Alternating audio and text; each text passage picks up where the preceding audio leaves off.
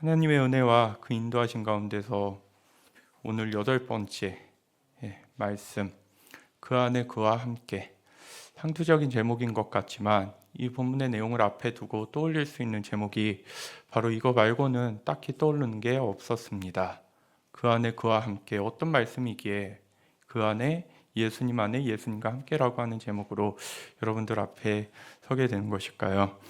그 내용을 우리가 주어진 시간 안에서 함께 나눠보면서 올 것 같지 않는 이 시간이 와서 개인적으로 참 감사하고, 이번 사경의 기간은 평소의 사경회보다도 훨씬 더 많이 힘들었기 때문에 이것을 잘 끝마칠 수 있을까 했는데, 하나님이 우리 응답교회 성도님들을 사랑하시고 아끼시는 그 마음 가운데에서 분량도 잘 나오지 않아서 이걸로 일주일을 할 수 있을까, 토요일까지만 하고 주일은 다른 설교를 할까 했는데, 그래도 그동안의 사경의 경험을 통해서 준비하실 때 하나님이 또 채워주시고 알려주시겠지라고 하는 마음을 가지고 쭉 준비하다 보니까는 예상치 못하는 말씀들과 또한 깨달음이 저희 가운데에서 찾아오게 되어서 여러분들과 함께 나눌 수 있게 되었습니다. 제가 아마 지난주 목요일에 나가고 지금 지난주 그러니까요 2주 주일을 기준으로 잡으면은 2주 전이 되겠죠. 지지난주가 되겠죠. 지지난주 목요일에 지금 나가고 지금 오늘 못 나갔는데 오늘은 좀 나갈 수 있지 않을까. 우리가 수능 시험이나 국가 시험 같은 거 보면은 가둬놓고 이렇게 문제 출제하지 않습니까? 아, 그런 게 이런 기분이겠구나라고 하면서 준비를 했는데, 그래서 여러모로 설레면서, 또한 이 사울을 통해서 주시는 말씀이 복음의 본질적이고 우리가 추구해야 하는 신앙의 진정한 가치를 담고 있는 말씀이기에 참으로 여러모로 뜻깊으면서도 은혜가 넘치는 그러한 이 마지막 예배로 여러분들과 함께 나아가기를 소망해 봅니다. 아까 말씀드렸다시피 사울은 원래 대적자였습니다. 그리스도인들을 박해하고 멸시하였던 그러한 자였기 때문에 이 사울이라고 하는 존재는 굉장히 무섭고 두렵고 떨리는 그러한 이름이었습니다. 다메섹에 있는 그리스도인들, 그 다메섹까지 멀리 쫓겨져 온 그리스도인들, 그 사람들이 어떻게 쫓겨져 왔는지를 보면은, 제가 잠시 언급해 드렸지만 우리가 말씀으로 보고 넘어가면요, 8장 1절에서 3절의 말씀을 저희가 다 같이 보시면요, 사도행전 8장 1절에서 3절의 말씀입니다. 사울은 스데반이 죽임당한 것을 마땅하게 여겼다. 그날에 예루살렘 교회에 큰 박해가 일어났다. 그래서 사도들 위에 모두 유대 지방과 사마리아 지방으로 흩어졌다라고 하면서 사울의 박해당한, 스데반이 죽임당한 그날을 기점으로 해가지고 예루살렘에 모여 있는 교회 공동체에 큰 박해가 일어나게 되었습니다. 그래서 더 이상 그것 가운데서 신앙을 고수할 수 없었던 그리스도인들은 뿔뿔이 흩어지는 상황이 바로 이때를 기점으로 발생하게 되었고, 그러한 현장 가운데 그 중심에 바로 사울이 있었다는 것을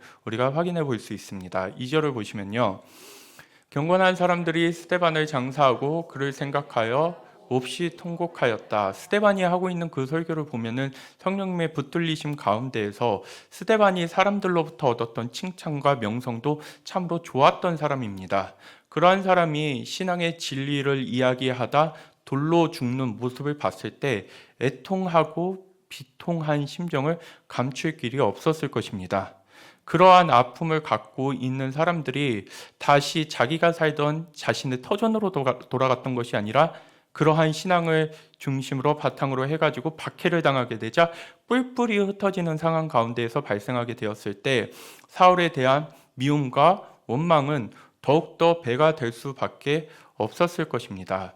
특히나 이때에는 지금처럼 개교회적 상황이 아니라 예루살렘 교회라고 하는 한 공동체 안에서 모여져 있는 성도님들은 그 가운데에서 신앙생활하면서 바로 그들 가운데서 진정한 연대와 유대감을 이룰 수 있는 부분이었기 때문에, 이렇게 도망쳐서 흩어진 사람들이 스데반을 생각했을 때는 정말 자신의 친형제를 잃은 것과 같은 아픔을 느꼈을 것입니다.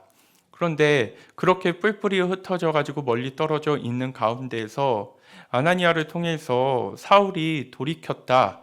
사울이 그 마음을 돌이켜서 이제 예수 그리스도 앞에 나오게 되었다라고 했을 때, 이들이 느꼈던 절망은 분노로 바뀔 수도 있을 것이고 의혹으로도 바뀔 수 있을 것입니다.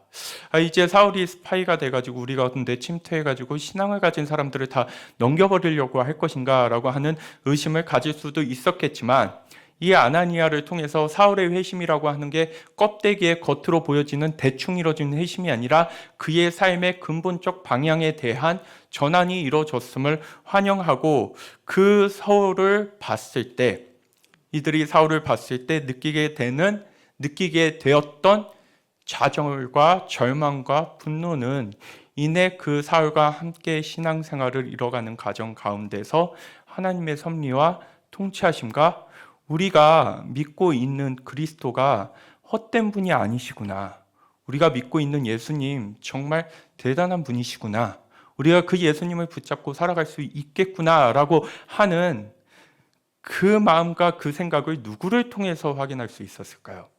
바로 변하지 않을 것 같았던 사울을 통해서 확인할 수 있었을 것입니다. 처음 사울을 봤을 때 의혹과 불신, 분노는 그와 함께 점점 신앙의 과정을 이뤄가는 과정 가운데에서 감사와 고마움과 기쁨과 그와 함께 나아가려고 하는 모습들로 바뀌게 되었을 것이고, 그러한 모습을 보면서 함께 연합되어 가고 있는 다메섹에 있는 기독교 공동체를 봤을 때 아버지께서는, 하나님께서는 그렇게 돌아온 사울의 모습을 보시면서 마치 집 나간 아들이 돌아온 것과 같은 기쁨을 느끼지 않으셨을까?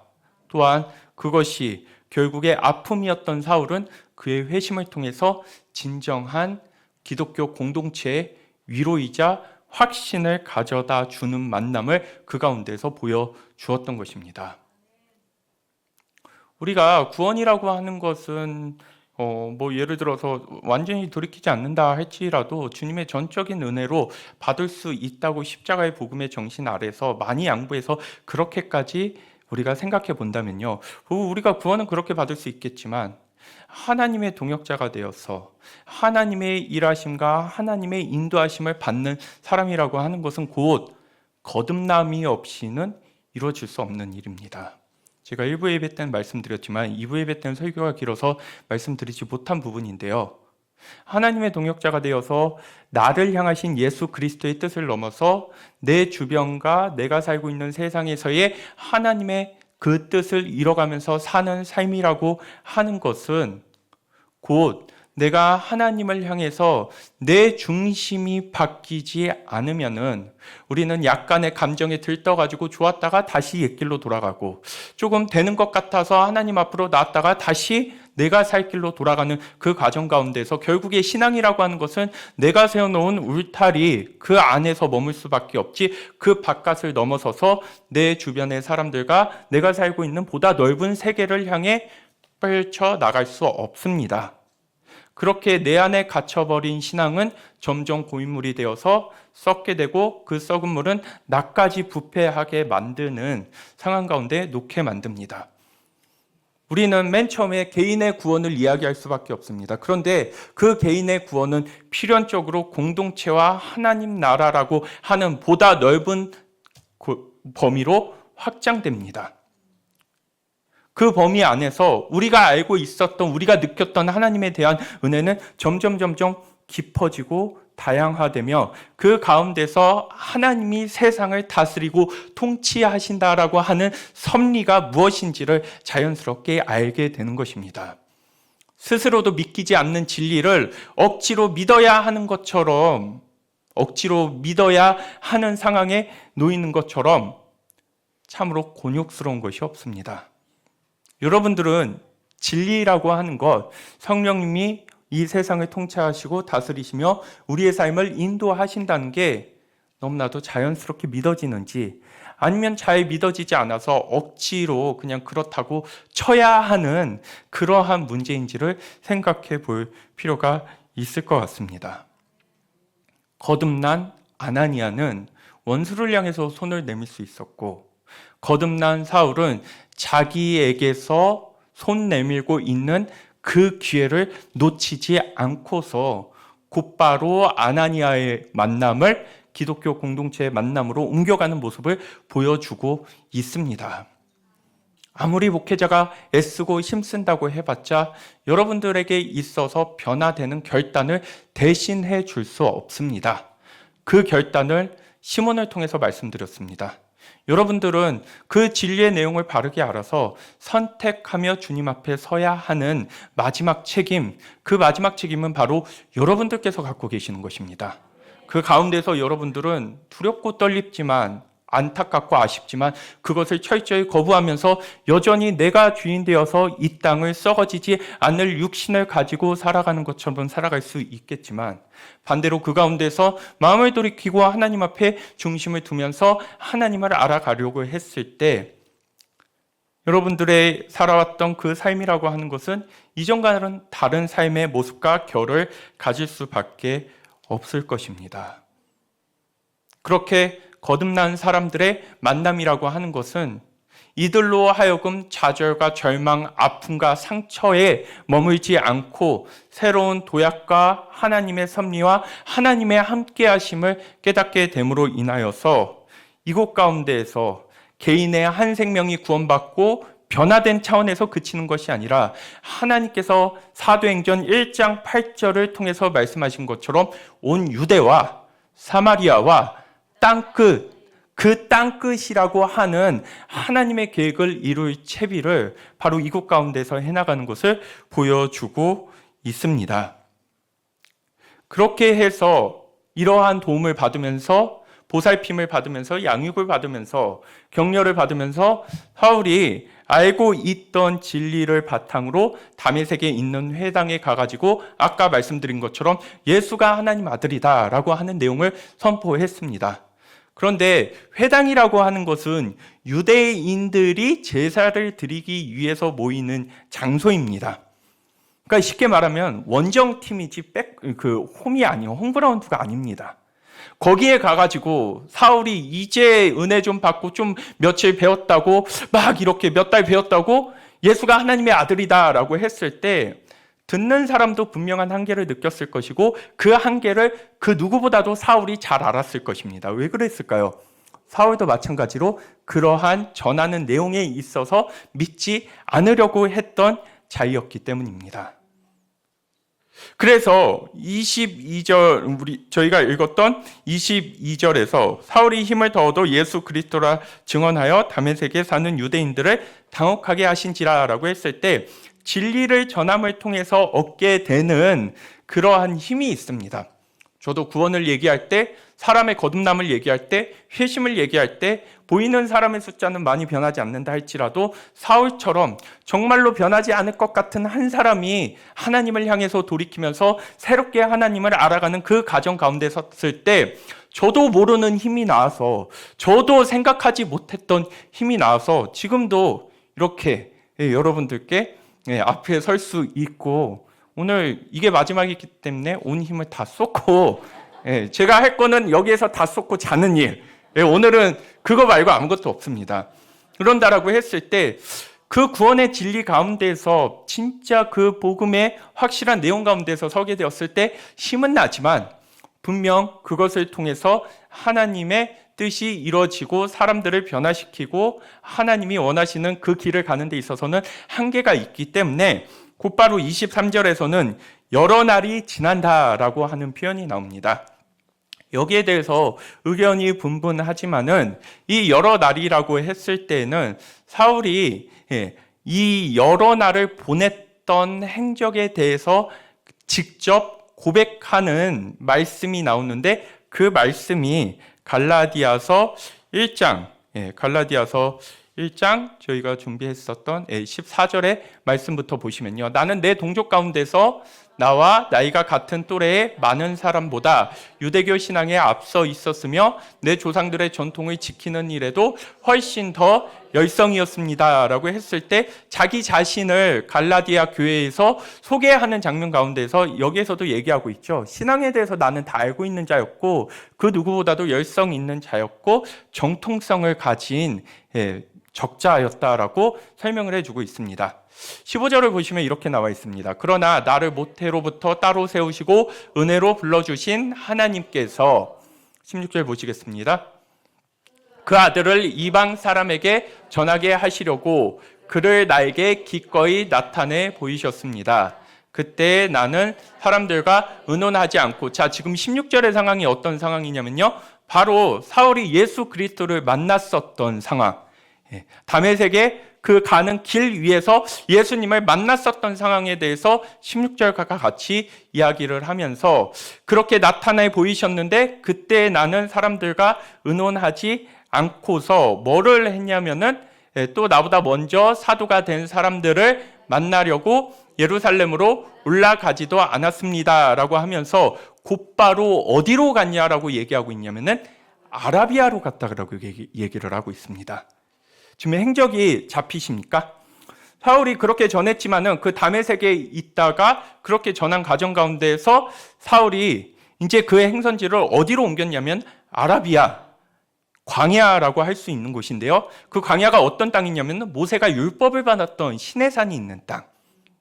그리고 엘리야가 이세벨의 위협을 받고서 두려움에 떨면서 도망치면서 하나님 앞에 하소연하다가 하나님을 만났던 그 시내산이 있던 장소가 바로 아라비아였습니다.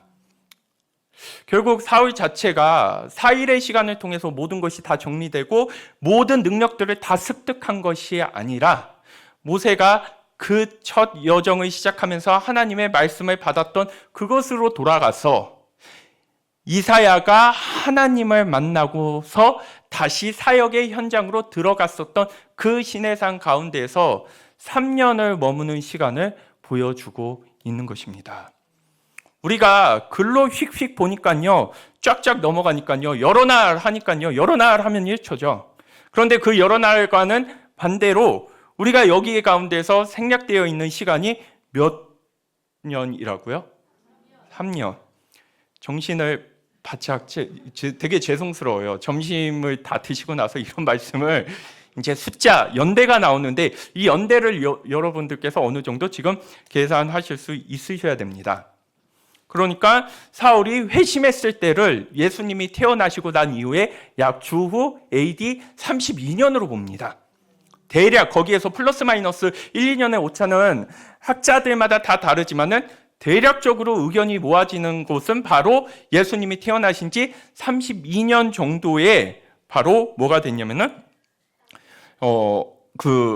회심을 했었던 다메섹에서 역사를 만났던, 그러면 예수님 날짜가 33년이면은 예수님이 살아계셨냐라고 했을 때 정확히 연도를 따지면 예수님께서 기원 전 약 6년, 그러니까 우리가 알고 있는 정확히 태어났다라고 하는 때보다도 약 6년 먼저 태어나셨다라고 정리를 해볼 수 있겠고요. 이거는 검색 조금만 해보시면 다 찾으실 수 있으시니까 여러분들의 검색 실력에 이제 맡겨드리고요. 자, 그렇게 하면서 정리를 해보면요, 3년의 시간 동안 뭐를 했을까요? 광야에서 모세가 하나님의 말씀을 받았듯 하나님의 말씀을 정리하고, 그 다음에 그 하나님 알고 있는 하나님의 말씀과 구약에서 얘기하고 있는 메시아의 예언과 메시아의 탄생과 그러한 것들을 예수님과 상황과 이제 맞춰보면서, 아, 이 말씀이 이 말씀이었구나, 이 말씀을 이렇게 살아야 되는구나, 이렇게 적용해야 되는구나 라고 하는, 한마디로 얘기하면 신학적 작업을 3년 동안 어느 정도 준비했던 것 같습니다. 자, 그렇게 해가지고 3년 동안 준비한 다음에 곧바로 아라비아로 갔다가 다시 어디로 갔다고 했습니까? 다마스쿠스로 되돌아왔다라고 하고 있죠. 이 다마스쿠스로 되돌아온 장면이 바로 저희가 읽었던 9장 23절에서 시작되는 것입니다. 이해가 되시죠? 그러니까 다시 다메섹으로 돌아왔었죠. 그런데 우리가 이 말씀 기억하면서 다시 9장 23절을 보시면요, 여러 날이 지남에 유대인이 사울 죽이기를 공모하더니 그 계교가 사울에게 알려지니라. 그들이 그를 죽이려고 밤낮으로 성문을 지키고 이제 있었다라고 하면서, 자, 그렇게 해가지고 3년 동안 준비해서 다시 복음을 전했는데 사람들이 받아들일까요? 안 받아들일까요? 안 받아들이죠. 여기에서부터 계산착오가 이제 나타나게 되는 것이죠. 그래, 내가 한 4일 정도, 3일 정도 회심하고 이렇게 약간 배운 거 가지고는 되지 않는다고 하면서 물러나서 스스로 광야에 가서 그 길을 닫고 사역을 준비하고서 다시 돌아와가지고 딱 왔을 때 사울이 기대했던 건 무엇일까요? 예수님이 자기한테 역사하신 것처럼 자기가 전하는 그 가르침과 그 말씀에 하나님이 함께 하셔서 전하는 족족 울며 회개하고 돌이키면서 전함과 회심을 이뤄내는 사역을 꿈꿨을 터인데 이 사람들은 그렇게 만만했던 사람이 아니었던 것 같습니다.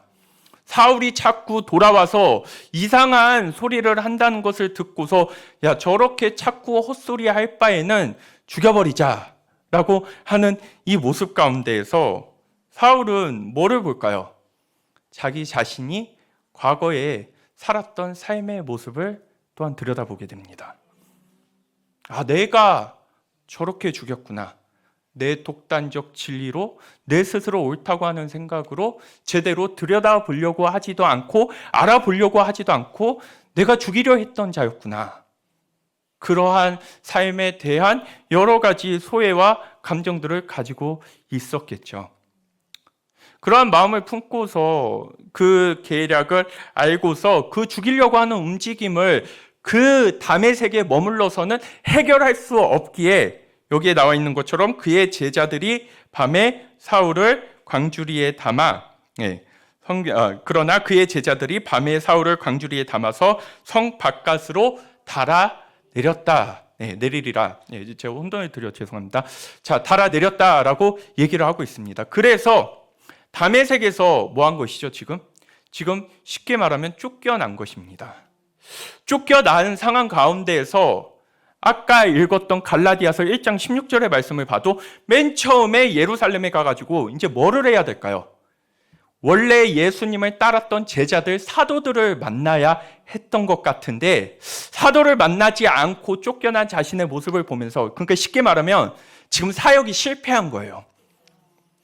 부푼 꿈을 가지고 그래도 준비했다고 생각해가지고 막상 딱 갔는데 다메섹에서 기도 못 피고 죽이려고 하는 세력을 도망쳐서 밤에 몰래 광주리에 내려가지고 도망칠 정도라고 하면은 실패를 해도 그냥 실패한 게 아니라 우리가 옛날에 사업하다 망하고 빚값 못 갚다 망하면은 야반도주 한다고 하지 않습니까?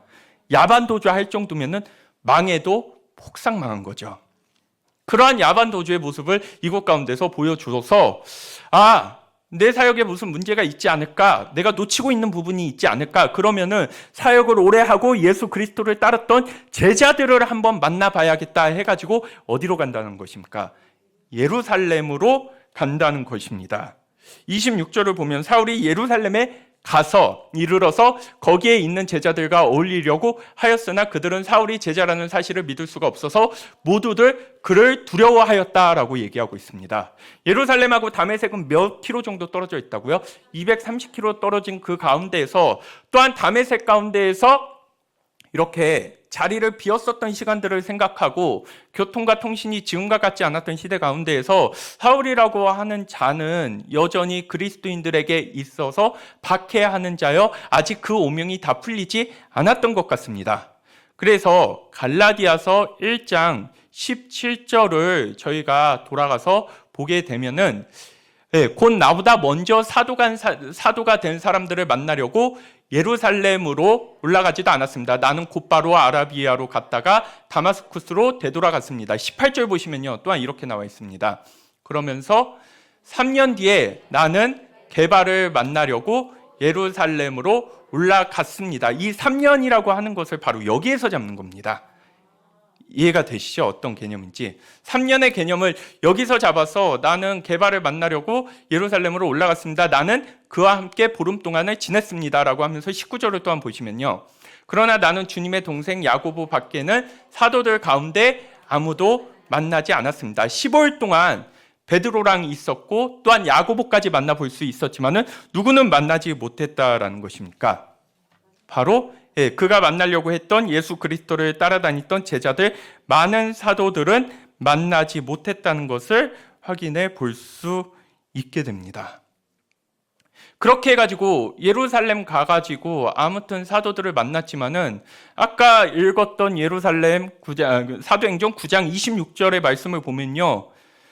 사도들조차도 누구를 만나지 않으려고 했다라는 것이죠. 사울을 신뢰할 수 없어서 만나지 않으려고 하는 그 상황 가운데에서 27절을 보시면은 그러나 바나바는 사울을 맞아들여 사도들에게 데려가서 사울이 길에서 주님을 본 일과 주님께서 그에게 말씀하신 일과 사울이 다마스쿠스에서 예수의 이름으로 담대히 말한 일을 그들에게 이야기해 주었다라고 했을 때 아나니아가 다메섹 그리스도인의 연결 역할을 해줬다고 것을 생각해 보면은 지금 여기에서는 누가요? 여러분들이 신약 사도행전을 읽으시면서 한 번쯤 들어보셨던 바나바가 사울의 증인이 되어줬습니다. 그러니까 우리가 무엇을 떠나서요? 공동체와 건강한 관계를 떠나서는 진정한 회심과 회심의 과정들을 이뤄낼 수 없다라고 하는 것이 바로 이러한 부분인 것이죠. 누군가에 대해서 거치지 않는 불신이라고 하는 게 그 사람을 보증해주고 기다려줘보고 함께해보자라고 하는 내가 믿고 사랑하고 신뢰하는 사람의 말을 통해서 나의 닫힌 문이 열릴 수 있다는 것을 생각해 본다면 그리스도교 공동체 안에서 서로가 성장하면서 제대로 된 길을 걸어가기 위해서 무엇보다도 필요한 것은 바로 믿음의 동역자와 함께 건강한 관계를 이루면서 신앙의 길 위에 서야 하는 것임을 생각해 볼 수 있게 됩니다. 이 바나바는 사도들이 봐도 신뢰할 만한 자였던 것 같습니다. 그래서 여러분들께서 믿음이 떨어지실 때 좋은 분들을 만나셔야죠. 나와 똑같은 분을 만나시면요, 두 분 다 힘들어지십니다. 다행히 여기에서는 바나바가 그러한 이야기와 내용들을 잘 알고서 이야기해 줌을 통해서 사도들에게 이러한 말을 해 주었고 28절을 계속해서 보시면요. 그래서 사울은 제자들과 함께 지내면서 예루살렘을 자유로 드나들며 주님의 이름으로 담대하게 말하였고 아까 갈라디아에서는 이제 만나지 못했다라고 하지만은 그 이후에라도 만나는 과정이 있었던 것을 추측해 볼 수 있겠죠. 자, 그러면서 29절을 보시면요. 그리스 말을 하는데 유대 사람들과 말을 하고 토론을 하기도 하였다. 그러나 유대 사람들은 사울을 죽이려고 꾀하였다라고 하면서 여기에서도 마찬가지로 유대인들은 사울을 봤을 때 더 괘씸한 자입니다. 왜냐하면은 이 사울은 원래 자기 자신들과 함께 그리스도 예수를 믿는 자들을 핍박하고 죽이는 일에 앞장섰던 자가 이제 뭐가 됐죠? 배교와 변절자가 되어서 그들과 함께 하지 않고 그들이 죽이려고 했었던 자의 편에 서는 모습을 보게 되었을 때 사울을 본보기로 뭐를 만들고 싶었을까요? 다시는 그리스도교로 전향하는 일이 없도록 만들어야겠다라고 하는 아주 좋은 본보기를 만들어주고 싶었을 것입니다. 그래서 그 유대 사울을 죽이려고 꾀하는 상황 가운데에서 지금 사울은 뭐 할까요? 이 예루살렘에 가서 사역을 배우고 사도들과 함께 다시 자신에게 부여해 주시는 하나님의 사명과 그 뜻을 가지고 살아갈 준비를 하려고 하는데 여기에서 유대 사람들이 죽이려고 하는 위기가 다시 닥쳐오게 되자 어떻게 됩니까? 30절을 보시면요. 신도들이 이를 알고 사울을 가이사랴로 데리고 내려가서 다소로 보냈다라고 했을 때 이 다소가 어떤 데냐면요. 사울의 고향입니다. 야, 너 여기 있다가는 너도 큰일 날 것 같고 우리도 큰일 날 것 같으니까 뭐 하자는 것인가? 급한 불을 소나기는 피해 가자고 급한 불은 끄고 가자라고 하는 그러한 의미를 생각해 보면서 아마 이 사울을 자신의 고향 땅으로 보냈을 때가 이제 아까 사울이 회심했을 때를 33년, 32년으로 잡는다라고 하면은 고향 땅은 약 35년 정도에 돌아갔음을 생각해 볼 수 있게 됩니다. 고향 땅에 돌아가지고 35년에 돌아갔는데 사울이 다시 그리고 이 기점으로 해서 사울의 이야기가 사도행전 10장 가운데서 완전히 없어지고 사도행전 11장으로 가가지고 이렇게 왔을 때 우리가 한 장 정도, 두 장 정도 넘기면은 그 이야기가 나오는데 문제는 넘기는 것은 1초인데 이 기간이 다소에서 머물렀던 기간이 10년이라는 것입니다. 그러니까 우리가 잘 알고 있는 복음을 전하고 복음의 여행을 떠나고 1차, 2차, 3차 여행을 떠나고 로마로 가는 그 사도 바울의 그런 엄청난 행적들과 우리가 알고 있는 바울이 썼던 바울 서신이라고 하는 것은 다 본격적으로 활동하고 난 이후 10년이라고 하면은 아까 몇 년 말씀드렸죠? 예, 35년에다가 이제 10년 정도를 더하면은 어떻게 될까요? 예, 45년, 46년 정도 되겠죠. 그 이후에 나온 저작이겠죠.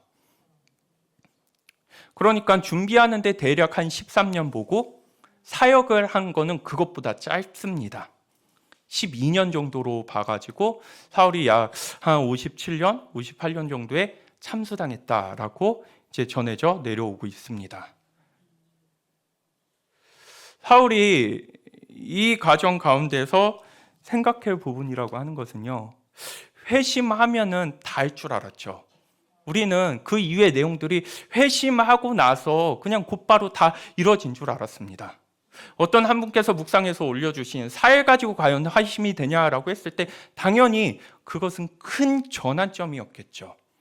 그렇지만 그 큰 전환점 가운데서 진심 어린 마음을 갖고 있다 할지라도 마치 마술사 시몬이 세례를 받고 빌립을 정직한 마음으로 따라가려고 했지만 그 따라가는 과정 가운데서 변질되었던 모습을 생각해 본다면 사울도 마찬가지로 하나님 앞에 정확하게 마음을 돌이켰지만은 자기 자신이 갖고 있던 잘못된 종교적 열정과 삶의 가치관들과 모습들을 온전히 정리하면서 그리스도의 진리 위에 세우는 데 있어서 걸리는 시간이 대략 13년 정도 걸렸다는 것을 생각해 볼 수 있게 됩니다.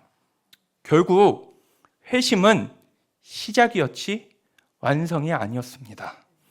그런데 우리는 회심이 너무나 어려워가지고 너무나 힘이 든다고 생각해가지고 내가 마음만 바뀌면은 그날부터 시온의 대로가 열어지고 축복이 쏟아지고 뭔가 될 것 같고 엄청난 일을 감당할 것 같지만 안타깝게도 여전히 하나님께 중심을 두며 살려고 해도 나의 습관, 쓴뿌리가 내가 하나님을 향해서 진실하게 살려고 하는 발목을 붙잡을 때가 굉장히 많이 있게 되는 모습을 보게 됩니다. 이 과정 가운데에서 저희가 생각해 봐야 하는 부분이라고 하는 것은 사울이 처음에 한 아라비아 강야에서 3년 정도 이렇게 받은 다음에 다메섹 갔을 때 얼마나 마음이 부풀었을까요? 이제 자기가 설교만 하면 사람들이 돌아오고 사람들이 회심하고 그리스도의 진리가 퍼지는 모습들.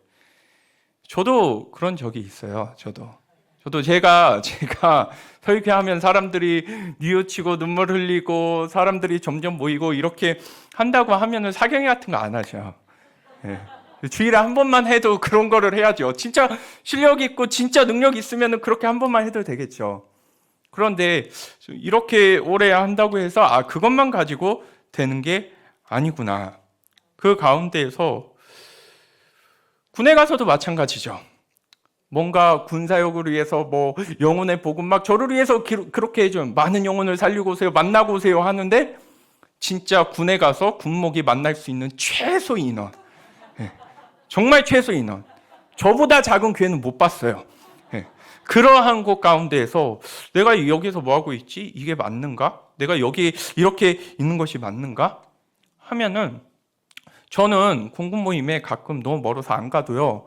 제가 안 온지도 몰라요. 구석에서 별 이름도 없이 별 존재감도 없이 제가 안 와도 전혀 안 오는지 몰라가지고 그러면 안 되지만은 군목들 모여라라고 하면요. 제가 안 가도 나 안 찾아? 그러니까는 있는지도 모르던데. 예. 그 가운데에서 나를 왜 보내셨지? 내가 군목에 사역이 있는 게 맞는가? 아니면은 내가 정말 군대 편하려고 이렇게 그게 나로 하여금 이러한 시간을 보내게 만드는 것일까라는 생각을 계속해서 해보게 되는 것이죠. 그러면서 제가 했던 거는 이제 배달 셔틀. 그래서 내가 이게 날마다 이게 산에 이제 음식 실현하려고 한다. 그러니까 목사님 자가로 그래도 자차 가지고 산 오르내리고 하면은 저희보다 나은 거죠라는 그러한 얘기를 들으면서 지나고 있었을 때 그때 당시에 그렇게 있었을 때 제가 왜 거기 있는지를 모르면서 참 저의 존재 의의와 그다음에 제 처지를 생각을 하면서, 그래서 이렇게 가만히 있으면 안 되겠다 해가지고 육군 교회가 잠깐, 연대 교회가 이제 잠깐 비었을 때 그 교회 좀 잘 이렇게 잘 할 수 있도록 그 빈 공백을 메워달라고 해가지고, 그래서 제가 이제 육군으로 갈 수 있었던 것이죠. 은사만 받으면, 은혜만 받으면, 또한 그 가운데서 회심만 일어나면 대단한 일을 할 것 같았는데 3년 동안 준비했지만 미끄러지고 10년의 시간을 보냈을 때 우리가 말씀을 잘 봐야 하는 부분이 이런 부분인데요. 우리는 말씀의 내용을 이미 다 알고 있어요. 사울이 쓰임받은 것을 알고 있다는 말입니다. 아브라함의 아들을 바쳐도 그 아브라함의 아들을 가지고 가지 않으실 줄 알고 있어요. 그런데 그 결과를 알고서 신앙생활 하면은 큰 오류에 빠질 때가 있습니다. 사울은 알았을까요? 몰랐을까요? 아브라함은 알았을까요? 몰랐을까요? 아마 몰랐을 가능성이 더 클 것입니다. 알면은 인내가 왜 필요할까요? 안다면은 우리에게 믿음이 필요할까요? 알면은 믿음까지 가지 않아도 됩니다. 그런데 우리에게 믿음이라고 하는 것을 요청하는 것은 10년이 지나면 너를 쓴다 이런 식으로 제시되는 게 아니라, 하나님이 너를 택하고 너를 불렀고 너를 향하신 계획이 있어.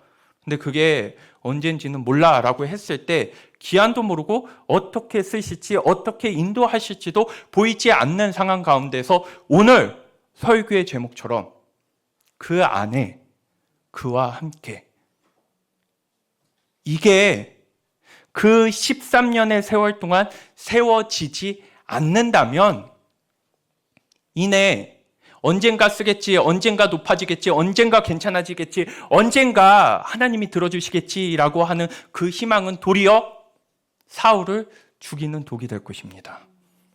기대가 클수록 실망이 크다고 하는 것처럼 언젠가 내년에는 되지 않을까, 내후년에는 되지 않을까라고 하는 그러한 마음과 희망이라고 하는 게 기다릴 당시에는 힘을 줄지 모르지만은 점점 시간이 갈수록 내 기대가 어긋날수록 하나님은 보이지 않게 되고 그 안에서 내 스스로가 단정 지으면서 하나님과 멀리 떨어지는 모습들을 갖추게 되는 것이죠. 모릅니다. 어떻게 우리를 사용하시고 어떻게 쓰실지 그거는 오직 누구 손에 달려 있습니까? 하나님 손에 달려 있습니다. 그런데 사울은 그 13년의 기간 동안 2번의 실패를 겪었음에도 불구하고 무너지지 않았던 것 같습니다. 13년 동안 늘 준비하고 성실히 그 삶을 살아가는 과정 가운데에서 그 13년의 세월이 자기의 인생에 대한 막막함과 두려움, 어려움만 있었던 게 아니라 큰 문제가 있었는데, 그게 무엇이냐면요, 사울은 다소 고향을 떠났을 때 유대교 열성 신자였습니다. 그런데 그가 고향에 돌아올 때는 뭐가 되었죠? 변절자가 되어버리는 순간에 그가 맺고 있었던 가족 간의 관계와 그 네트워크라고 하는 것은 다 끊어져 버렸을 것입니다. 친구도 그를 더 이상 찾지 않을 것이고, 사울은 로마서 9장에서 11장의 내용을 통해서 하나님이 그렇다면은 하나님의 택한 이스라엘 백성들, 유대인들을 버리셨냐라고 했을 때 버리시지 않았고, 그 백성들을 구원하기 위해서는 내 생명조차도 아깝게 여기지 않고 내놓겠다라고 하는 그 고백은 바로 이러한 맥락과 상황을 갖고 있는 부분인 것이죠. 환영받지 못하는 이방인. 그런데 사울은 원래 그런 자가 아니었죠. 인정받는 자, 높임받는 자, 쓰임받는 자, 그 가운데서 가장 높았던 자, 그 자가 예수 그리스도를 주로 받아들이는 순간부터 세상적인 눈으로 보면은 한없는 끝없는 추락을 감행하고 있는 것이죠. 집에서 칩거하고 있고 그 가운데서 자신의 신앙과 신학을 정리하고 있는 사울을 보면서 예수를 따라다니더니 저 모양 저 꼴로 사는구나, 예수를 믿더니 결국엔 저런 방식으로 되는구나, 그러한 말과 그러한 비아냥을 들었을 때 사울이 능력이 없는 자가 아니라 저력이 있는 자인데요. 한때 그 핵심과 중심에 있었던 자인데요. 그러한 조롱 소리를 들었을 때 무슨 생각이 들까요? 인간적인 성정으로 보면요. 나 아직 죽지 않았다니까. 너희들은 나 우습게 보일지 모르지만 나 그럴 정도의 사람이 아니야 라고 하는 것을 보여주고 싶은 마음이 불쑥불쑥 올라온다고 해도 누가 주인이기 때문에요? 사울에게 있어서는 자기가 잘 나갔던 시절이 자신의 주인이 아니라 하나님이 주인이시기에. 그런데 우리가 사도행전 8장에서 봤던 시몬이라고 하는 마술사는 뭐가 주인이죠? 자기가 잘 나갔던 시절, 사람들로부터 인정받고 큰 자였던 시절이 주인이었기에 빌립을 제끼고 자기 자신이 사람들로부터 다시 환영받고 인정받을 수 있는 삶으로 나아가기 위해서 그게 돈으로 살 수 있는 거라고 하면은 돈으로 사겠다라고 하는 모습을 보여줬던 것이죠. 사울이 그릇된 마음을 가지고 있었던 것도 아니고 그 가운데에서 자기 자신을 위해서 산 것도 아니지만은 다메섹에서 쫓겨나고 예루살렘에서 쫓겨난 이 모습을 봤을 때 정말 마음 같지 않다라고 하는 모습을 보여주고 있습니다. 그런데 저희가 이제 뒤에 말씀을 통해서도 살펴볼 내용이기는 하지만요. 그 13년의 세월 동안 사울은 뭐 했을까요? 그냥 살았을까요? 준비하고 있었겠죠. 언제 부르실지 모르지만 그때가 언제가 될지 모르지만은 하나님의 약속이 살아있고 준비했다라고 하는 것은요 어렵게 생각할 게 아니라요 그리스도인으로서 그가 살아야 하는 삶을 계속해서 꾸준히 살아갔다라는 것입니다. 얼마 동안요? 3년의 아라비아의 시간을 보내고 고향에서 10년 동안 어떻게 살았을까요? 은사를 쫓아다니며 눈에 보이는 환상을 쫓아다니며 뭔가 일어날 것 같은 기대감을 가지고 살았을까요? 그리스도인에게 주어지는 하루하루를 그 누구보다도 성실하고 진실하게 살았던 것일까요? 자신이 그 상황 가운데서 할 수 있는 일을 하면서 살았던 것이죠. 큰 일을 하겠다, 어떤 일을 하겠다, 나는 이러한 것에 있을 사람이 아닌데 라는 생각을 하고 있었으면 사울은 자기 자신에게 주는 평범한 일상과 평범한 나날들을 그리스도인으로서 살 수 없었을 것입니다. 그런데 사울은 그 상황 가운데서 그리스도인으로 사는 삶의 모습을 포기하지 않았습니다. 마치 자신의 고향 땅에서 더욱더 배척받고 인정받지 못하면서 이방인과 중간자 같은 주변인의 삶을 살고 있으면서도 그래서 이리저리 아무데도 끼지 못하는 삶에 있으면서도 사울은 그 가운데에서 자기의 소속과 정체성을 분명히 하고 그가 처음 만났던 하나님을 끝까지 바라보며 그에게 주어진 삶을 약 10년 동안 준비하면서 시간을 보내고 있었던 그 과정 가운데에서 다시 사도행전 11장 가운데에서 사울이 등장하게 됩니다. 사도행전 11장을 보시겠습니다. 11장 19절을 보시면 스데반에게 가해진 박해 때문에 흩어진 사람들이 페니키아와 키프로스와 안디옥까지 가서 유대 사람들에게만 말씀을 전하였다라고 나와 있습니다. 스데반에게 가해진 박해 때문에 흩어진 사람들이 페니키아와 키프로스 안디옥까지 가가지고 유대 사람들에게 말씀을 전했다라고 하는 이 말씀이 스데반 박해 이후에 뿔뿔이 흩어진 사람들이 어떻게 그리스도교 공동체를 이루고 있는지에 대해서 다시 베드로의 이야기로 돌아갔다가 다시 이제 사울의 이야기로 시작되는 장면에서 19절에 장면의 전환이 일어납니다. 그러한 모습을 보여주면서 20절을 보시면요. 그런데 그들 가운데 있는 키프로스 사람과 구레네 사람 몇이 있었는데 그들은 안디옥에 이르러서 그리스 사람들에게도 말을 하여 주 예수를 전하였다라고 하면서 계속해서 보시면 주님이 손이 그들과 함께 하시니 수많은 사람이 믿고 주님께로 돌아왔다라고 했을 때 이방인 가운데서도 하나님께서 말씀하신 성령님의 역사와 동행하심이 이들 가운데 나타나는 모습을 보여주게 되었던 것입니다. 그 가운데서 이러한 역사가 일어나니 우리가 사도행전 8장을 통해서도 볼 수 있었던 것처럼 예루살렘에 있는 사도들은 또 그 얘기를 들었을 때 이게 진짠가? 또 맛을 부리는 거 아닌가? 이상한 일 하는 거 아닌가? 라고 하면서 그것이 정말 성령님의 능력이고 성령님이 그들 가운데 나타나시는지를 확인하기 위해서 그것을 위해서 이제 누구를 보냈냐면은 뒤에 말씀에도 나오지만 바나바를 보냅니다. 예루살렘 교회가 이 소식을 듣고서 바나바를 안디옥으로 보내서 야, 지금 안디옥에서 하나님의 역사가 일어나고 있다고 하는데 야, 그게 진짜인지 아닌지 좀 가서 확인 좀 해봐라 라고 해가지고 바나바를 안디옥으로 보내니까요. 그 다음에 말씀이 나와 있습니다. 바나바가 가서 하나님의 은혜가 내린 것을 보고 기뻐하였고 모든 사람에게 굳센 마음으로 주님을 의지하라고 권하였다. 그래서 바나바가 보니까요.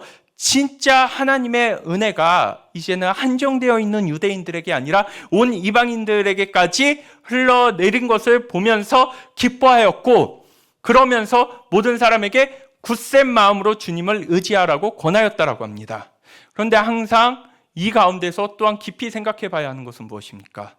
이 기쁨과 이 감격이 계속해서 잘 유지하기 위해서는 한 번의 만남으로 그쳐야 되는 것이 아니라 우리 가운데서 꼭 필요한 지속성을 이룰 수 있는 훈련과 양육의 가족이 이들 가운데 있어야 했던 것입니다. 그래서 24절을 보시면요. 바나바는 착한 사람이요 성령과 믿음이 충만한 사람이었다. 그래서 많은 사람이 주님께로 나왔다.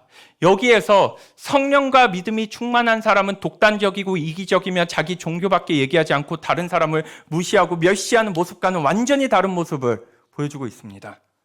오히려 성령과 믿음이 충만해서 착한 사람이고 또한 많은 사람이 주님께로 돌아올 수 있는 길을 열어줬다라고 했을 때 사도들이 바나바의 말을 듣고 왜 사울을 신뢰해줬는지도 알 것 같습니다.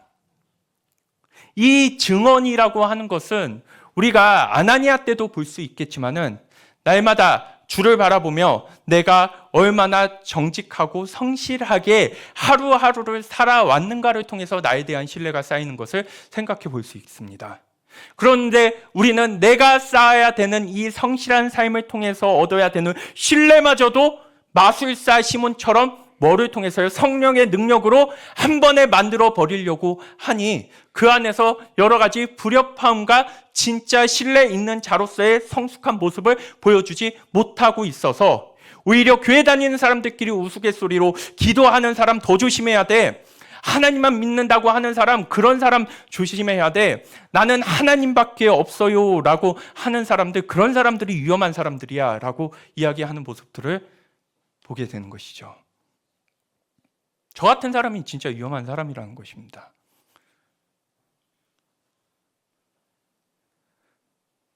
그런데 일반적으로 알고 있었던 우리의 그런 모습과는 너무나도 다르게 여기에서도 착한 사람이요 성령과 믿음이 충만한 사람이어서 많은 사람이 주님께로 나왔다. 그러면은 많은 사람을 주님께로 돌아오도록 하는 가교 역할을 하기 위해서 필요한 것은 무엇일까요? 성령과 믿음의 충만함과 바로 그리스도의 형상을 닮은 선함이라는 것입니다. 바나바가 이러한 일을 하는 과정 가운데서 25절을 보시면요. 바나바는 사울을 찾으려고 다소에 가서 안디옥 사역을 시작하고서 약 1년 정도 지난 다음에 바나바가 그 일을 하다 보니까요. 이게 너무나 힘에 부치고 자기 혼자서 할 수 없는 일이라는 것을 알았다라는 것입니다. 이것을 알게 된 바나바가 누구 없나 보니까는 자기가 예전에 변호해주고 사도들에게 소개해줬던 사울. 그런데 이 사울 잘 보시기를 바랍니다. 그 침묵의 10년 가운데서 자기 자신이 별 큰일을 못한다고 뭐야 하나님께 속았네 뻥친 거네 나는 속임당한 거네 라고 하면서 모든 일을 다 놓아버렸으면요. 바나바가 10년 뒤에 사울을 찾아갔을 때 사울이 안디옥 교회에서 사역을 같이 할 수 있을 준비가 되었을까요? 사울이 인생을 어떻게 허투루 보내지 않고 하나님의 택하심의 신실함을 가지고 그에게 주어진 삶을 그리스도의 진리를 가지고서 계속 꾸준하게 살았느냐는 바로 지금 이게 어떤 자면요. 안디옥에 있는 교인들을 네가 좀 돌봐줘라. 이 개념입니다. 그러면 자기가 서지 못한 사람이 도울 수 있을까요? 없을까요? 도울 수가 없겠죠. 적어도 1년 동안 하나님을 알면서 변화되었다라고 하는 안디옥 사람들보다도 누가요? 10년의 세월을 낭비하지 않고 하나님에 대한 중심을 가지고 끊임없이 성실하게 준비했던 이 사울이 그들을 돌보고 보살피는 데 있어서 더 적합한 삶을 살 수 있다는 것을 생각해 볼 수 있게 됩니다. 우리에게는 13년의 세월이 반드시 존재합니다. 내가 쓸모 없어지는 상황, 내가 별 가치가 없어지는 상황, 또한 그 가운데서 신앙은 아무런 의미가 없어지는 상황, 하나님도 마치 침묵하고 계셔서 내가 하나님을 열심히 믿어봤자 뭐해? 라고 하는 상황, 필연적으로 반드시 찾아오게 됩니다. 그런데 거기에서 사울은 내가 하나님을 믿어서 뭐해? 라고 했을 때 하나님을 붙잡고 하루하루 사는 게 그게 내가 할 수 있는 전부다라고 하는 마음을 가지지 않았을까요?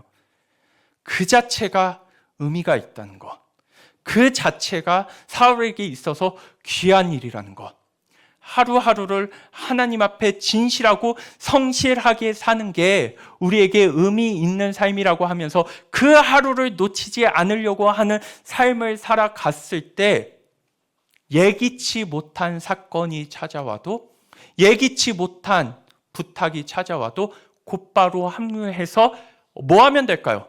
특별하게 결심하고 마음먹고 하는 일 아니라 자기가 했던 일, 자기가 살아왔던 삶, 자기가 했던 말, 그거 가지고 살고 그거 가지고 양육하며 그거 가지고 다시 하나님의 사역에 복귀하면 되는 것이죠. 한결같은 모습을 우리가 꾸준한 모습. 제가 그래서 신앙을 계속해서 언젠가부턴가 말씀드리는 것은 꾸준함과 성실함이 영성이라고 했던 부분이 바로 이러한 부분입니다.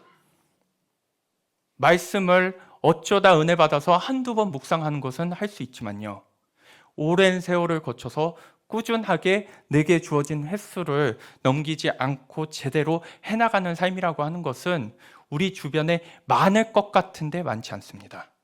글을 몰라서 그럴까요? 글을 읽었는데, 성경을 읽었는데 그 내용을 몰라서 그럴까요? 아니요. 이거는 하나님에 대한 나의 마음과 준비와 성실함과 이거 해서 뭐해? 모르겠어요, 저도. 그런데 하나 말씀드릴 수 있는 것은 그리스도인으로 산다는 것, 그리스도인의 삶으로 준비한다는 것, 그리스도인으로서 하나님이 중심되어서 살아간다라고 하는 것은 묵상 없이는요, 아예 되질 않습니다. 여기에서 중요한 건 뭘까요? 10년 동안 떨어져 있었던 사울에게 있어서 바나바가 청할 수 있는 것은 신뢰라고 하는 부분인데요. 제가 아니라 함께 신앙생활 하시는 여러분의 공동체와 함께 생활하시는 분들이 말씀 묵상조차도 제대로 안 하고 있는데 하나님에 대해서 얘기한다면 그 하나님에 대해서 신뢰하는 마음을 가질까요? 아니면 저 사람은 늘 저렇게 긍정적으로 좋게 밝게 이렇게 얘기하니까 그런 식으로 얘기하는가 보다 이렇게 될까요?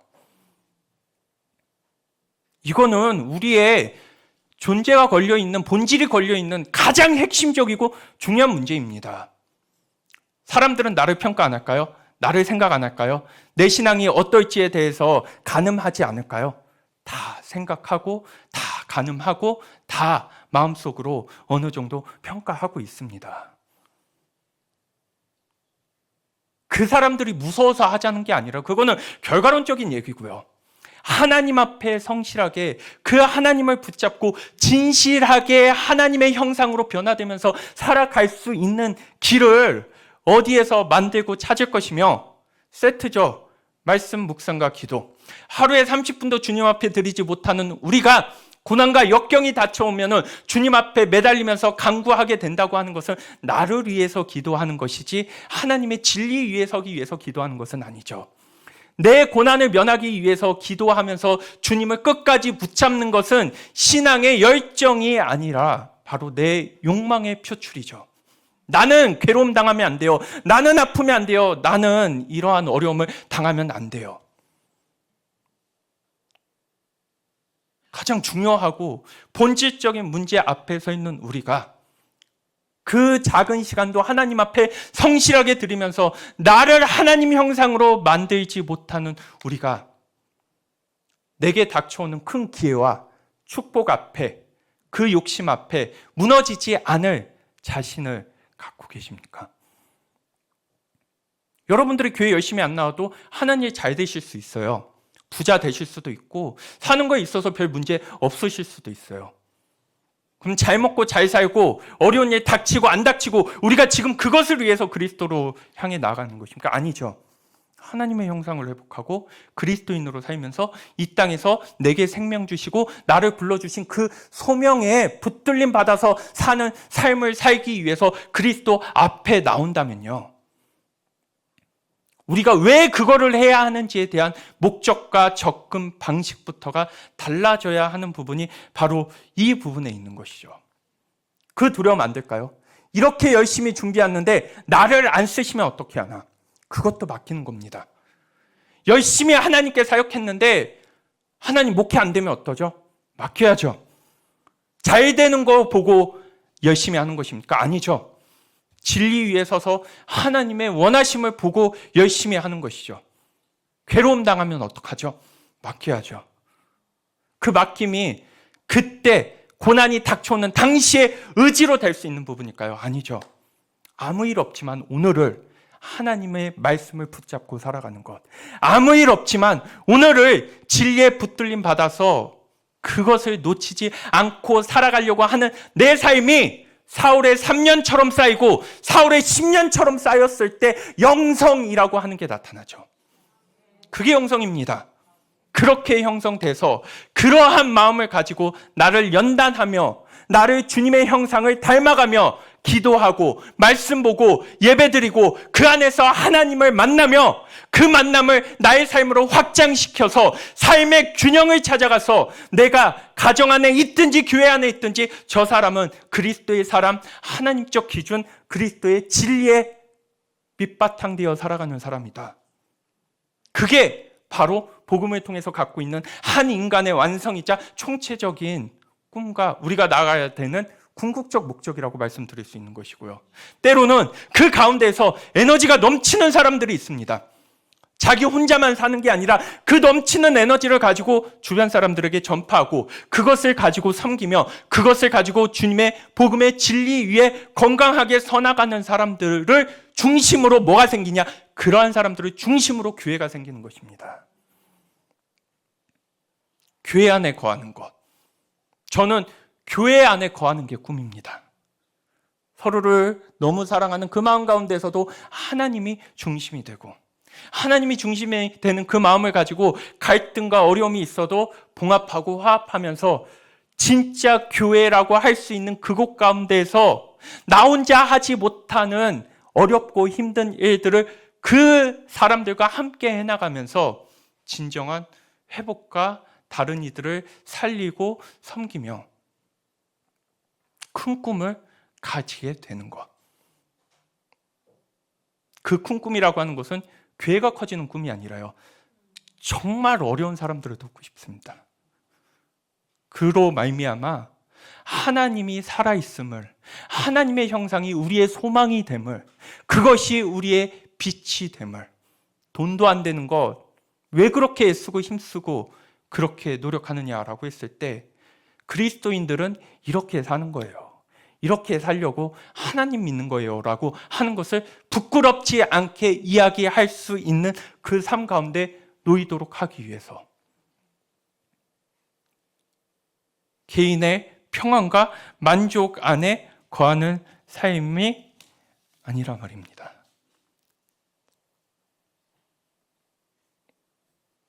어찌 될지 모릅니다. 그리고 솔직히 하나님 믿고 나서 더 어려움이 있을 수 있습니다. 그게 하나님 앞에서 부름받아 동역하는 자의 모습이라고 설명해도 과언이 아닙니다. 뭐로 극복할 수 있을까요?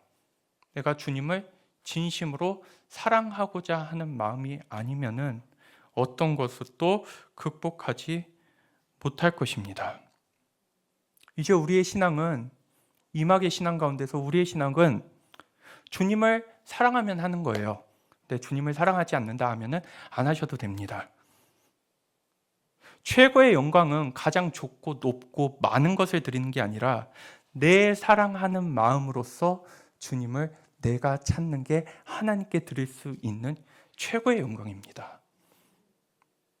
여러분들은 눈치 안 보셔도 되고, 예전에는 예배를 참여하는 데 있어서도 강제성이 있지만 이제는 전혀 강제성 없습니다. 여러분들께서 참여하시면 참여하시는 것이고 참여하지 않으시면 안 하시는 것이고요. 교회가 청소를 한다고 합니다. 청소를 한다고 하는데 많은 사람들이 모이지 않고 사역자만 모이면요, 주님을 사랑하는 마음으로 며칠이 걸리더라도 청소하자. 우리가 주님을 사랑하는 마음으로 서가자. 어떤 대가, 어떠한 축복, 어떠한 일을 하니까는 좋았더라. 우리는 이미 그 모든 삶을 구원이라고 하는 것을 통해서 받은 자이니 주님께 내가 빚졌다 하면 하는 것이고요, 빚 안 졌다 하면은 안 하면 되는 것입니다. 이제 우리는 철저하게 누군가의 도움이 아니라 사도행전 8장이 보여줬던 것처럼 회개는 내가 하며 돌이킴은 내가 하며, 그리스도인 공동체는 그 돌이킴이 진실함에 선 돌이킴이라고 하면 안아주고 포용해주고 과거를 묻지 않음을 통해서 다시 새롭게 서감으로 인하여서 적어도 세상에서는 볼 수 없는 구별된 진리와 가르침을 붙들고 살아가는 삶이 우리 가운데 있어야 함을 생각해 봅니다. 준비를 뭘로 하시겠습니까? 여러분들이 그 10년의 세월 동안 하나님이 여러분들과 함께 하시는 동안, 저는 우리의 삶이라고 하는 것을, 신앙이라고 하는 것을 어떤 결과를 이뤄내기 위한 하나의 수단으로 생각하는 게 굉장히 잘못된 부분이라고 말씀드리고 싶습니다. 신앙은 과정 전체이자 여정입니다. 그 하나님을 붙잡고 오늘 주어진 은혜를 가지고 살아가는 게 믿음이고 신앙입니다. 믿음은 여러분들이 원하는 목적을 정해놓고 그것을 달성하려고 하나님께 협박하고 애걸복걸하며 종교적 열성을 보이고 있는 게 믿음이 아닙니다. 하나님이 여러분들의 마음을 두드리면서 여러분들과 함께 하시고자 했을 때, 그래서 사울이 10년의 세월을 버텨낼 수 있는 것은 말 그대로 10년 동안 별 볼 일 없는 일을 하는 것 같은 그 과정에서도 그 안에, 하나님 안에, 또한 하나님 안에서 하나님과 함께, 저는 이게 과정이 아니라 이게 제게 부여해 주신 삶이자 아름다움이자 찬란함이자 누림이라고 생각을 합니다. 이렇게 해서 여기가 꽉 차야 이게 완성이고, 이렇게 해서 1부, 2부, 3부, 4부 생겨야 그게 완성이 아니라요, 주님께 중심을 두면서 그 주님의 진리에 반응할 수 있는 살아있는 영혼들과 눈을 마주치고 하나님의 말씀을 나누며, 진짜 저는 행복한 자입니다. 이 어두운 세상 가운데에서 진리를 전할 수 있는 자리 가운데에서 말씀이 내 이야기해 주는 내용을 이렇게 전할 수 있다는 것 자체가 제가 누릴 수 있는 가장 큰 놀라운 복이자 은혜인데, 이거 말고 그 이상은 무엇을 더 바라며 기대하면서 그것을 위해서 나아가겠습니까? 하루하루가 소중해지고 하루하루가 감사해지며 그 시간들이 너무너무 소중하고 감사하다 보니까요, 제게 남겨진, 연세가 있으신 분들은 굉장히 죄송하지만요, 제게 남겨진 시간이 너무 아까워요. 아, 얼마 안 남았구나. 하나님이 부르시면서 이 세상에서의 삶을 마감할 일이 그렇게 많이 남아 있는 게 아니구나. 그 오늘을 하루하루 살아갔을 때 안디옥에서 부르는 역사도 있고, 멈춰져 있었던 그 하나님의 시간이 돌아가는 순간도 있고요. 얼마나 그 10년을 철저하게 준비했는지 고난이 와도 간대잖아요. 사도행전 20장 22절 말씀 읽었죠. 어려워도 간대요. 그런 믿음이 결단과 의지, 한순간의 결단과 의지로 되는 부분이 아닙니다. 그렇게 만들어지지 않습니다.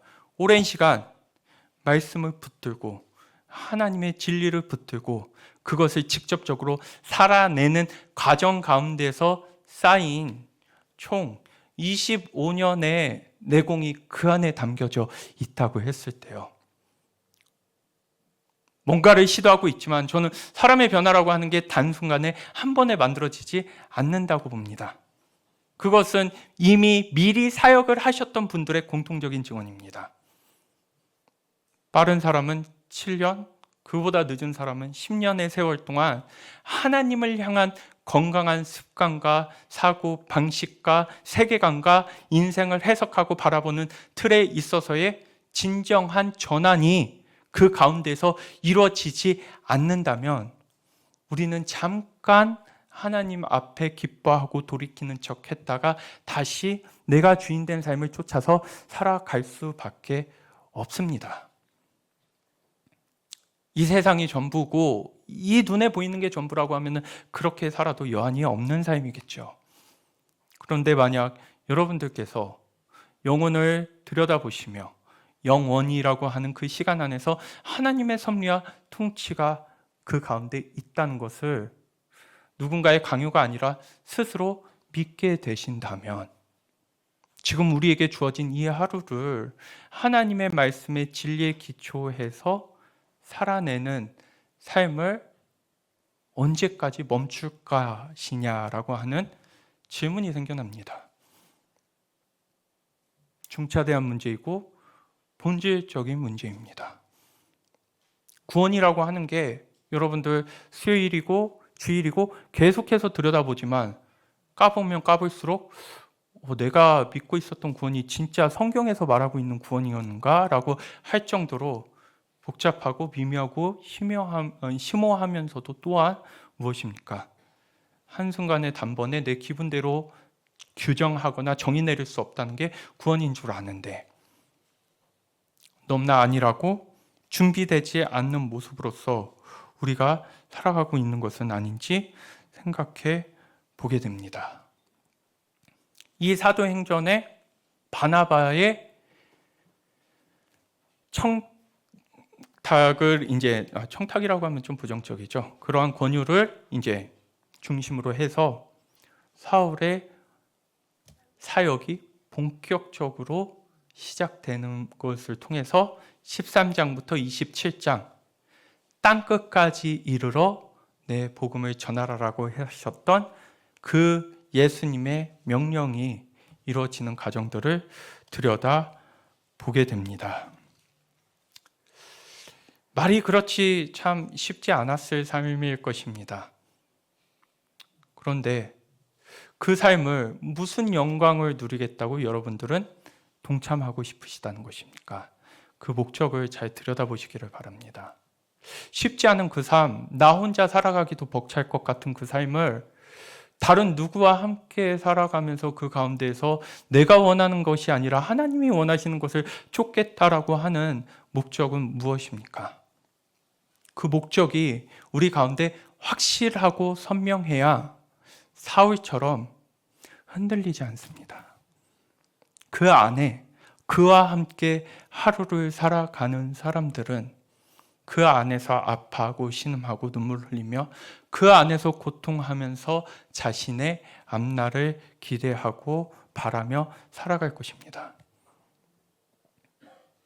결국 하나님 안에 거하는 것, 종교의 테두리 안에 거하는 게 아니라 목회자 안에 거하는 게 아니라 하나님 안에 거하는 것, 그것이 여러분들 인생의 중차대한 목적이 되지 않는 이상 하나님이 말씀하신 구원이라고 하는 것은 우리 가운데 참으로 요원하고 멀게 느껴질 것이며 우리는 그 삶을 누리는 것이 무엇인지 모를 것입니다. 교회가 구원의 방주의 역할을 했던 시기는 이제 지나가고 바깥에 비는 그치며 이제 홍수로 망가진 그곳들로 돌아가서 다시 본래 살던 그 땅에서 우리에게 주어진 삶, 예수님께서 내리시는 새로운 지상의 명령을 감당하면서 살아야 하는 시기가 찾아왔습니다. 구원의 방주 안에 있었을 때에는 있기만 하면 됐습니다. 그런데 우리는 그 방주로 내려와서 나를 향하신 하나님의 부르심에 건강하게 반응하고 진실하게 서며 홍수 그 이후의 시대를 살아야 하는 새로운 창조로 나아가는 그 길목에 서 있습니다. 누가 그 길을 갈 수 있을지 아무도 알 수 없지만 살아계신 성령님의 능력이 여러분들의 삶을 붙들고 여러분들의 삶을 안아주고 여러분들의 삶을 인도해 주셨을 때 그 성령님의 손을 붙잡고 보이지 않지만 막막하지만 사울처럼 답답할 때도 있지만 언제 쓰실까 언제 불러주실까라고 하는 애타는 마음도 있지만 언제 쓰는 게 중요하냐, 하나님과 함께 살아가는 삶이 있으면 언제 쓰셔도 쓰시는 거고 함께 하셔도 함께 하시는 것이지, 오늘을 살아가는 그 하나님을 놓치지 않으시면서 마지막으로 회심은 끝이 아니라 시작임을, 그 회심 뒤에 하나님이 제시하는 많은 일들을 감당하면서 13년의 연단과 훈련 가운데 온전히 서야 했었던 사울의 모습을 생각하시면서 말씀 묵상, 풍성한 삶의 초대, 하나님 나라 도전, 풍성한 삶의 첫걸음, 풍성한 삶의 기초, 그 기초를 넘어선 분들에게 있어서 또 우리가 함께 시간을 보낼 수 있는 그러한 중요한 과정들을 마련하고 있습니다. 하나님을 바라보며 꾸준히 가는 그 모습 가운데에서 자연스럽게 그리스도인이 된 나의 모습에서 나를 떠났던 사람들은 돌아올 것이고 그 안에서 편하게 머물며 하나님의 생명력이 나를 통해서 흘러 넘치는 삶에 있을 수 있도록 이제는 교회와 목사님을 바라보는 신앙을 넘어서서 하나님을 바라보며 그 하나님 앞에 그리스도인 되는 신앙으로 나아가시길 주님의 이름으로 축원드립니다.